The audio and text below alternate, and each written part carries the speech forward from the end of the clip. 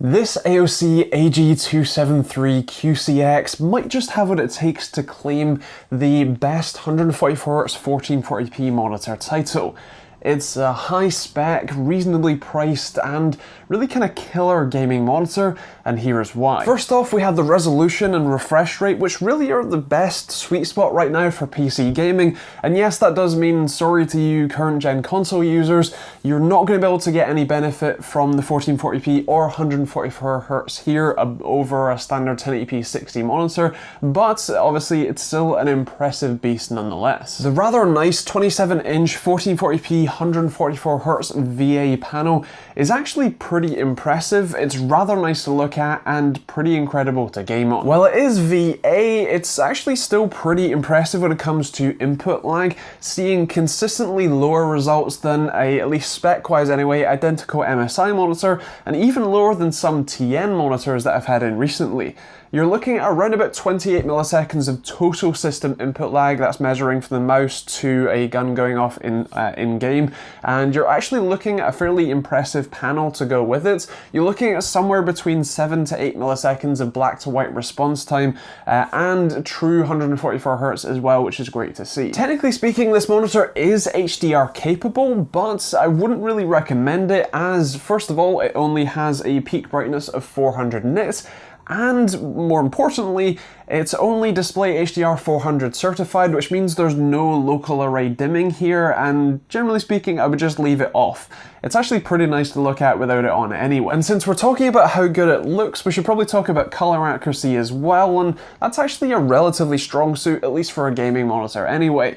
You're looking at around about 80% of the DCI-P3 spectrum by volume and about 114% of the sRGB spectrum by volume, which is pretty impressive. Obviously, it's, suitable for light color work, or if you're, editing your gameplay streams or something like that, then this is perfect for that. Of course, it's not necessarily a professional monitor for color grading and stuff, but it's not meant to be. What is pro is just how much damn I/O this thing has. You're looking at 2 HDMI ports, 2 display ports, VGA is on this thing.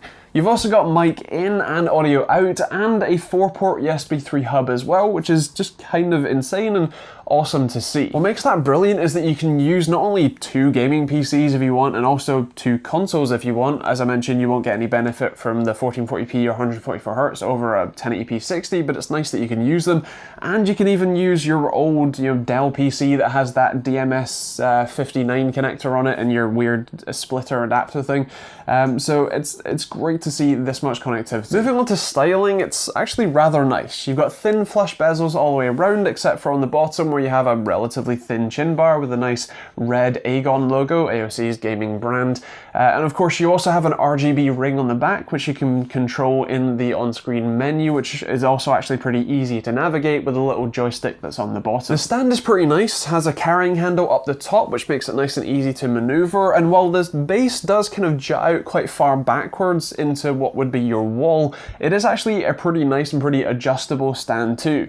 You have a fair amount of tilt and swivel as well as height adjust, so it's pretty ergonomic and nice to set up just how you like it. Of course, we can't talk about a gaming monitor without talking about, well, gaming, which is actually very, very nice. It's a smooth and enjoyable experience, and especially because it supports FreeSync 2, and thanks to the NVIDIA driver update, it supports G-Sync really well. No matter which PC or even console you have with this, you're going to have a smooth and tear-free experience, and from my experience with it, I was very, very pleased. I didn't notice personally to the eye any ghosting or any other of the more sort of standard issues you might see, and I really just had a very good time playing with the monitor. So it all looks promising then to claim the title of the best 144Hz 1440p monitor around, until that, as you remember, the one downfall of this monitor, and that is actually the competitor I mentioned earlier, the MSI MAG271CQR.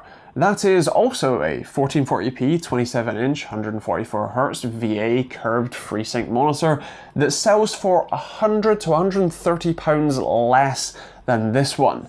It does have a little bit slower input lag, but overall, kind of piece by piece, they're almost identical, at least in usage experience, and for £100 to £130, it does make this one a little bit hard to recommend. The one saving grace that the AOC model has is that the MSI one really isn't overly well distributed and seems to be basically out of stock everywhere you look, so if you can't get your hands on one of those, then this is definitely a fantastic alternative, if a bit more expensive. To answer the usual question of would I put this on my desk, the answer here is I would hands down recommend it, and I happily would, if I couldn't get an MSI one. If I could, then I'd probably go for that one because, as I mentioned, you're getting almost the same monitor here for, you know, spec for spec, and even for usage experience, you're basically getting the same thing, but for a pretty significant amount of money less. While this is still a fantastic option, it's actually pretty close to even Gigabyte's IPS model, and while that one has its own kind of drawbacks and benefits, it's still a bit of an interesting mark. So as always, if you want to pick up one of these monitors or just check out pricing when and where you watch this, then take a look at the top link in the description down below. That'll take you to your local Amazon store where you can see all of that good stuff. I'd also love to hear your thoughts about this monitor in the comments down below. Is this one you're interested in picking up, or is this maybe, you know, not for you? Do you want one of the cheaper ones or one of the more expensive IPS ones? I'd love to hear your thoughts down there too. As always, if you're new to the channel, then feel free to hit that subscribe button for more videos every Monday, Wednesday and Friday, and of course the bell notification icon.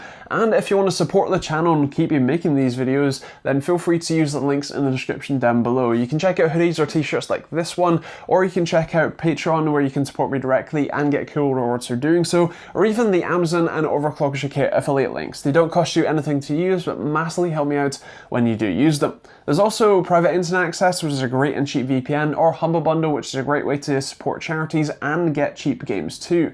You can also check out the other videos over there. Feel free to take a look at the rest of the 1440p 144Hz monitor reviews. There's a fair few of them. But otherwise, that's kind of it. Hope you enjoyed it. Love to hear your thoughts in the comments down below, and I'll see you all in the next video.